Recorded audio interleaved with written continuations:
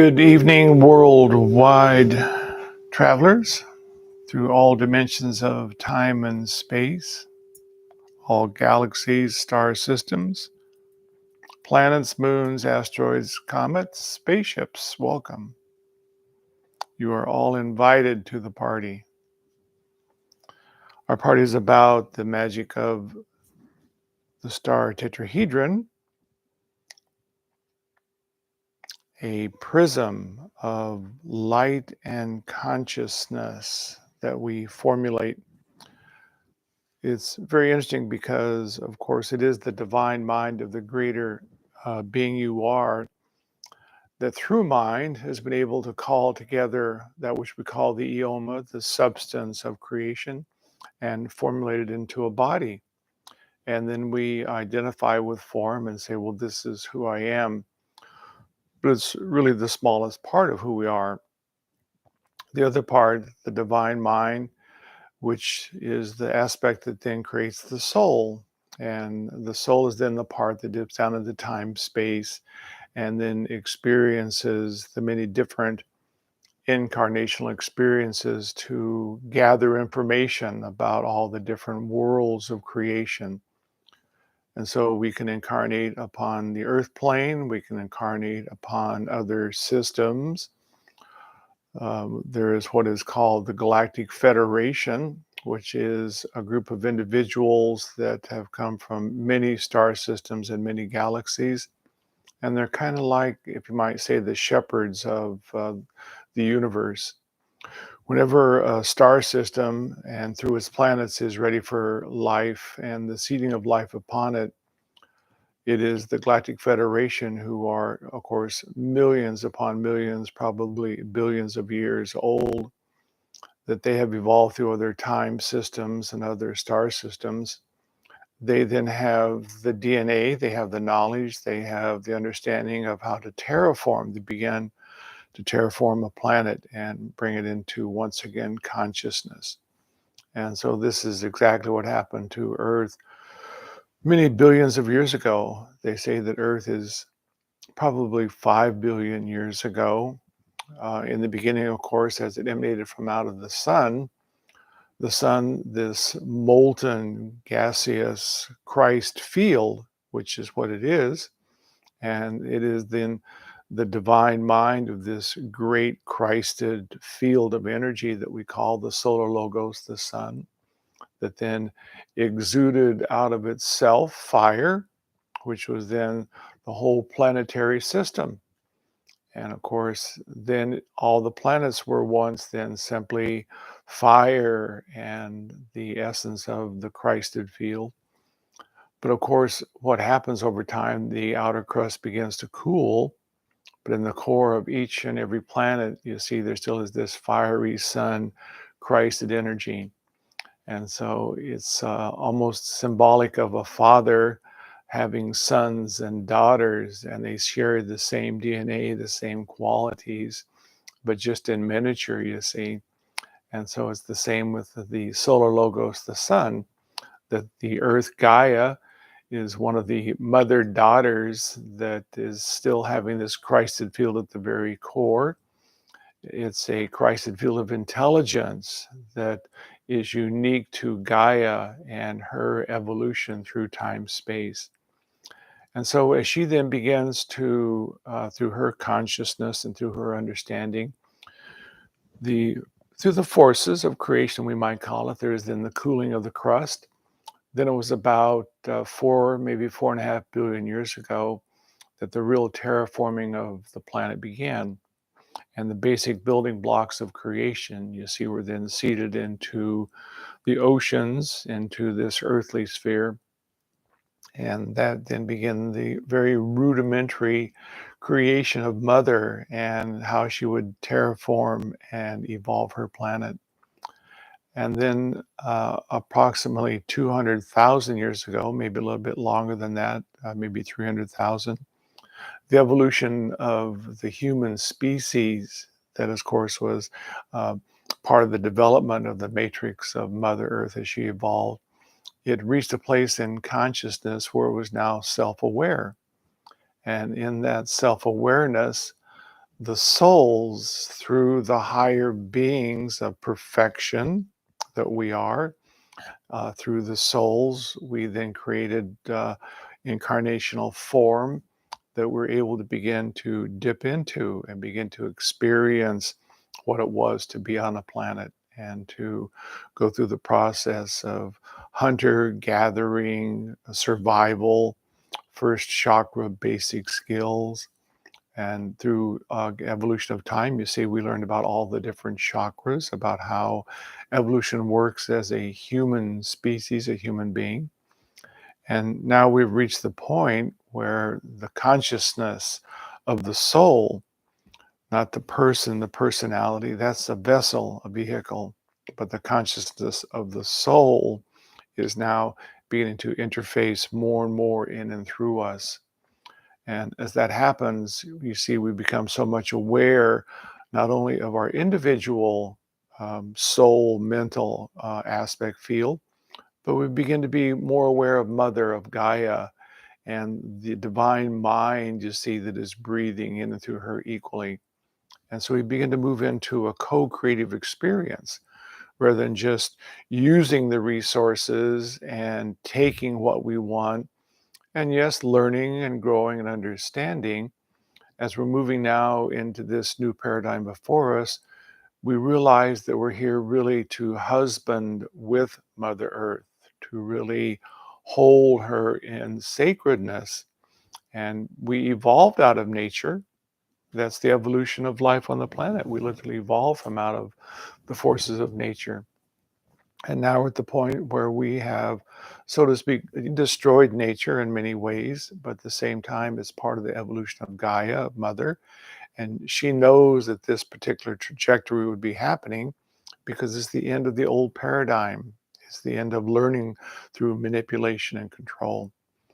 And you see, in that, many of us who are not stepping into this new paradigm with grace and really through the divine soul, bring it in through our meditation and through our spiritual experiences and enlivening our consciousness to be able to feel and to know and to walk with Mother. For those of us who are not doing that, those people are still learning their lessons by what's going on in the world. It can look like difficulties. It can look like tragedy. It can look like people having great issues and problems. But if you look back at your own life, you will feel, if you kind of do a remembrance of what happened, every time there was a difficulty or something that was challenging your life, you grew from it. You gained knowledge and wisdom, understanding. And so when you met that next challenge, you then had more understanding. It's the same with what's going on the planet today. It happens to be increased because we're coming to a time, you see, where things are closing fairly rapidly upon the planet vis-a-vis the old paradigm and what was around manipulation, control, looking for identity outside of self, money, power, relationships. And because of all that is closing, even individuals who are going through great difficulty within that, hopefully they're going to ask themselves, well, why? What's happening? What does it mean to me? How can I take that information and from it grow and unfold and then begin to step into maybe a spiritual unfolding, a wisdom truth that would then be more in alignment with Mother. So you see, in one way, everything is really quite perfect on the planet. And as we have talked about, we who are really stepping into more of heart-centered feeling and learning and actually moving and dancing with Gaia Mother, if we're looking out there in the world and it's causing us travail, we're feeling emotion about it, disliking it, judging it, we're then part of that old paradigm that's still learning through that particular mode of information. That's not an error. There's nothing wrong with that. But whenever we feel any emotion at all in our lives, we realize that it's pointing to something inside of me in my relationship with my own programming, where I still have separation within myself with the greater being I am. And so it's never about that out there. It can cause us great anger, frustration, feelings of loneliness, helplessness, depression. It doesn't matter the emotion, it's still pointing back and saying there is something that is still feeling separate in your own union with the greater being you are, that is here to learn through those things how to love the self more. So you see, everything is really moving in perfection. The beauty of it is there's a story about how there was a mountain, and in this mountain, at the top, of course, was enlightenment. And it was given to humanity that they would then begin to walk around the mountain and learn. And as they walked around, there was the path that slowly cycled and led up higher and higher around the mountain.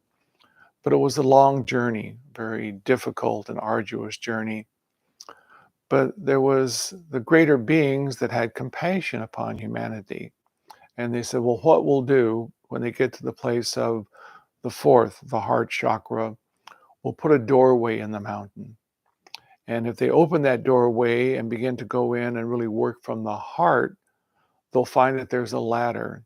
And that ladder goes up, through the very center of the mountain to the very top, because one is then following the heart rather than still thinking with the mind, what do I think I should be doing? What's expected of me? What does the world want? What is wrong out there? What is bothering me? And so that's the grace of meditation, is the grace of our spiritual discovery. Of course, it's augmented and amplified because we have been gifted with the knowledge of the star tetrahedron that takes us not only to the mountaintop of individual enlightenment, but it opens the doorway back into the void from out of which all creation emerged. And so we're able then to stand within the center of the mountain that we are, heart open, working with the star tetrahedron, and to feel in the void what is the next level of co-creation with Gaia, with Mother, with humanity that would be my joy of bringing forth. And you see, that's really the key word, joy, because that's what the soul is here to experience. It's what all creation is here to experience. What is the joy of creating? And if we're in our joy and in our heart, you see, then we're moving up the mountain very rapidly because we're no longer judging. You can't be in joy and judging. You can't be in joy and being depressed and lonely or sad, because you're looking at those emotions and coming back and finding, well, what within me is not feeling joyful? Where is this childlike part of me that was programmed with limited thoughts, ideas, feelings, and beliefs that are not mine? They're humanity's old ideas and beliefs. And it's simply asking us, you see, by feeling that emotion, to reach down deeper inside and find that childlike part of us that is really an aspect of the soul. The soul takes a piece of its purity and places it down in time space. We call it the child. And why? Because it's joy, creativity, imagination, and adventure. Well, that's the soul, you see. That's the very essence of the creation of the universe is joy. And so that adventure, that joy, if we're really reaching down deep within and acknowledging it and parenting it from within, that's self-love. And then we're no longer needing or wanting something to validate us. We're no longer looking for acceptance or for identity. Our identity is established in the great spiritual being I am, loves and cherishes the soul I am, that is the Christ awakening I am, that becomes the creator being I am, in union with the great mother who is also a Christed being in her developing of the I am with the great solar logos, the sun, you see. And of course, that's even a smaller part of it, because the sun and the whole solar system is but part of the galaxy. They've now found that galaxies are in clusters. And so here we have not only then whole galaxies, but then clusters of galaxies that are in some type of union or formation of development. It's just magnificent. And so here we are at the great awakening on the earth, Gaia, and it's inviting us and calling us by every experience that we're feeling, everything that we're seeing, that we're involved in each moment of the day. How am I feeling about that? Am I bringing it back to find more joy and happiness and deepening into my spiritual life within and really feeling and knowing the greater being I am from inside out? If so, we're now living within the heart and we climb to the mountaintop of enlightenment very quickly. And it's the mountaintop of enlightenment of not leaving. In fact, it is light activation within. We're bringing the light of the soul, the divine Christ itself. It's then being grounded in and through the body. It becomes light radiance, literally within, around, and through you. It vibrates out and creates a union field with Mother Earth Gaia. She then responds with more understanding, wisdom with humanity as we evolve into this human divine experience. And so it just becomes grace and glory upon the planet. So that's where we're going. Of course, I'm very fortunate because I have spent so much time and have been able, through my work to allow to spend that time honing, refining my spiritual life. So in the world today, you see, I'm experiencing that joy, that grace, that magic of creation. It's not something out there that's difficult. You observe it. Yes, that there's things going on, but with great compassion, you're sending love to it, but knowing it's perfect. It's bringing people into recognition of who they are. And even if they leave their bodies, well, I had a friend of mine that just recently left the body, but immediately I saw this individual hanging around in light, close by. It's like, didn't go anywhere. Hello, how are you? So everything you see is in beauty and grace. It's just our perception that causes us travail. And if we're feeling loneliness or sadness about that, again, it's a reflection of some subtle disconnect inside. Not to judge that, criticize it, but know, oh, if I'm feeling totally connected within, my perceptions will see these individuals who are leaving the body as light beings now already hovering around me, communicating with me. So no one went anywhere. In fact, they're there because they're now unfettered within time space. They can be even more able to serve and to bring light to others. So it's quite magical. So life is bliss and life is graceful. So one of the things, of course, that we do to assist us in our meditation is experiences the breath work. The reason being because as we're breathing in, we know that we're breathing in from inside out, not only oxygen. Oxygen is, again, oxygenating the body, but we know that we're more than the physical form. We are spiritual beings. And because we're breathing now from the open door within the heart, we're actually bringing source spirit. We're breathing it from inside out. And so we become the even increase of the life breath of source. We're actually becoming the open doorway for source. And this is why then Gaia and Mother Earth is reaching to a new place of ascendancy. We are bringing more source, love, light in and through us. So when we do the breath work, of course, it's a very deep belly breathing because we're breathing so deeply as we're breathing down through the body, belly, extending out, filling again the lungs, but more importantly, we're seeing and feeling this amazing amount of living golden spirit arising forth from within.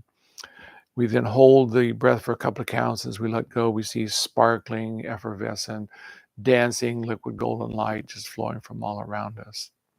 So it's a very important, a very magical, and a very wonderful possibility throughout the day to just keep increasing and enlivening, you see, our subtle bodies. So let's go ahead and do the breath work for about 5 minutes.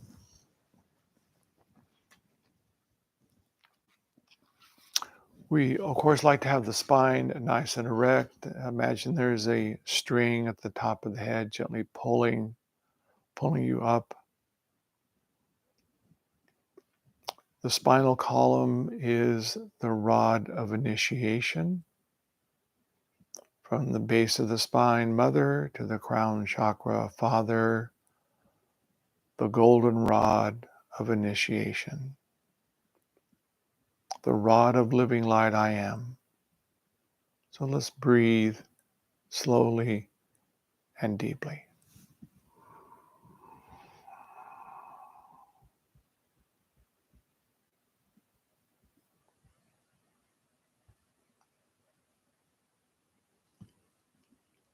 And with each breath, we know and we feel from within golden spirit arising from inside out. It becomes an elixir.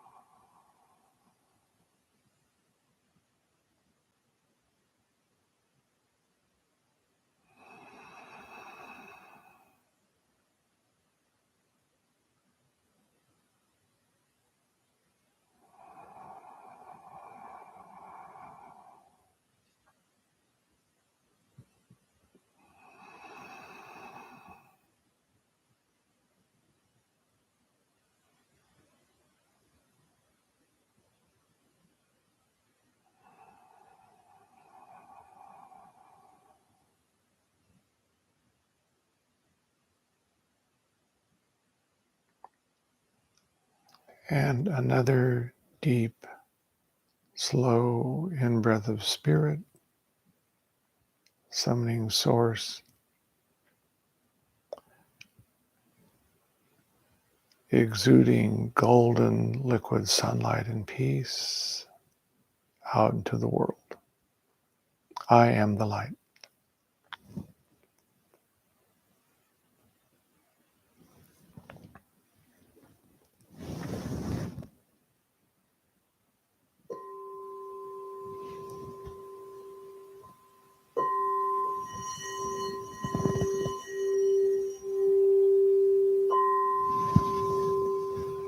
And slowly back into the now.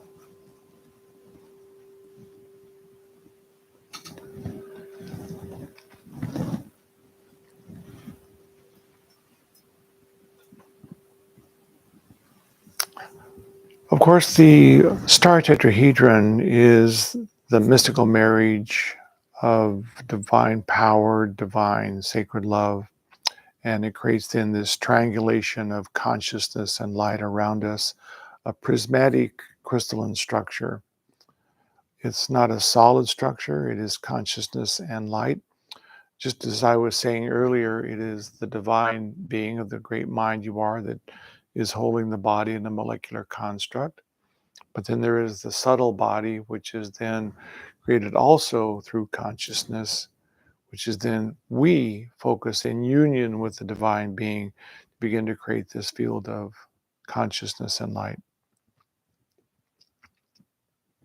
And as we then begin to be clear about the aspect of power, which is the ability to focus attention, to hold attention steady, light. In the past, light has been thinking, observing, wanting, looking, fine, but the true nature of the mind is simply holding light, attention, focusing upon imagination and feeling, which is the feminine, which you see is very interesting because in the beginning of creation, the galaxies were originally created by the focusing of mind, light, simply focusing the light of the mind, the Christ light, upon the imagination, the formulation of the universe. And as that light began to flow through, then creation was simply being manifested. And then we, as of course, human beings, we develop mind, we develop thinking, developed a brain, a computer to have memory. And then we thought, well, I'm supposed to think, and I'm supposed to memorize, and supposed to be always doing. Well, it's just part of creation. The true aspect of creation is simply, as we're moving to the future paradigm, focusing light, attention, and then holding it upon imagination. What would I imagine and what would I feel would be the glory of my life, my being, my creation? Holding attention upon it, it literally sends light rippling out through it, and it begins to coalesce it into manifestation.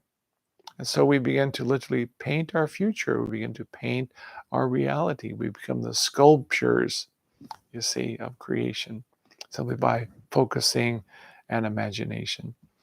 And as we begin to refine those, we realize that it opens in this sacred doorway within the center of the chest, the jewel in the lotus, and arising forth is spirit that then gives life to that which we imagine, feel, and focus upon. So there's three aspects. There's the focusing of light, there's the imagination, but then it is spirit, breath, that gives it life, arising forth from inside out. And so as we're doing the star tetrahedron meditation, it's not so much that we're focusing upon the movement of the star tetrahedron. That's fine if you want to. It's more the open doorway within the heart, the chest, is simply summoning and calling this living light from out of us, the breath of spirit into creation.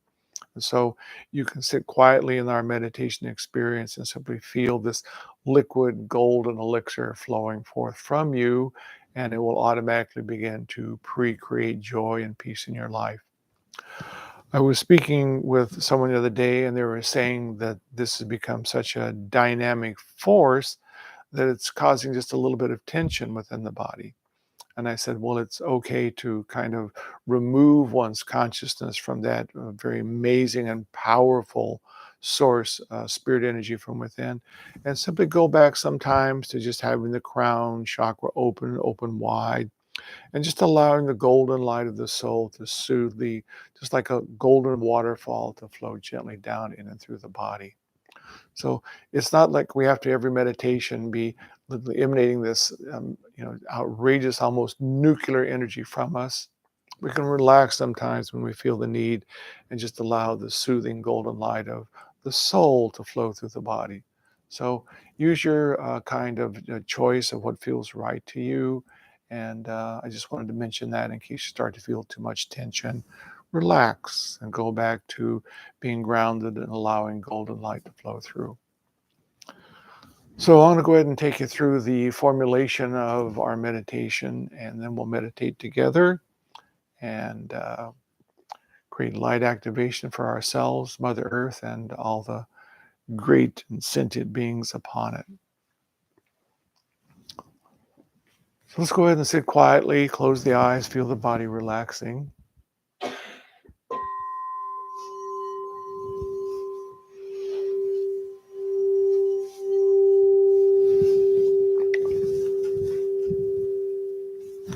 Body relaxing, letting go. We can be aware of the breath. We know that the breath is soothing, calming. If we're focusing upon observing the breath, the mind cannot be thinking. So it's a way throughout the day, if things become a little bit fussy, go to the breath. You'll watch things calm down, become quiet. So let's bring our attention between the eyebrows and gently draw a line straight back.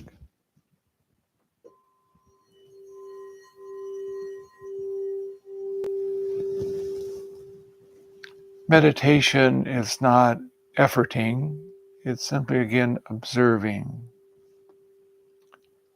I'm observing as I bring my attention between the eyebrows. Within the center point of the head, there's a light. I imagine, imagination, the light of the soul. It ignites.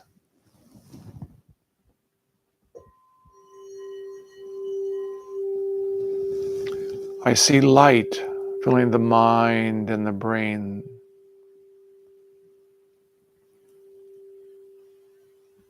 The true aspect of power, focusing light. We imagine.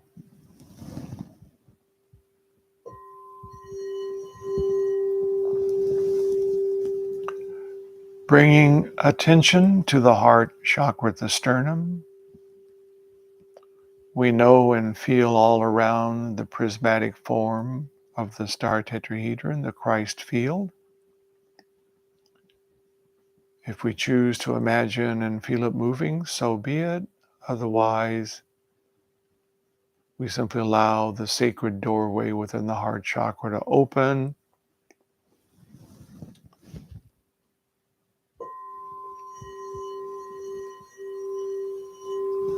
Arising forth is a golden, eternal living spring. The spring of creation, creating all universes, all beings, all planets and stars. I am the eternal spring. So let's sit quietly with the eternal spring, golden sunlit flowing from us. Maybe you're sitting with the crown chakra open, allowing golden light to flow in and through. But let's sit quietly together, and I will gather us all into the one light.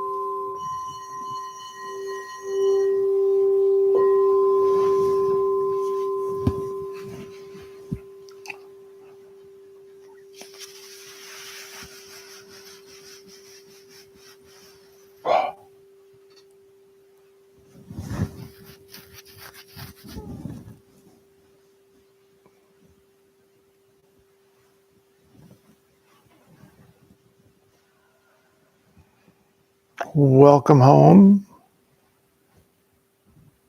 Did you go anywhere? Far, far away. Far, far away.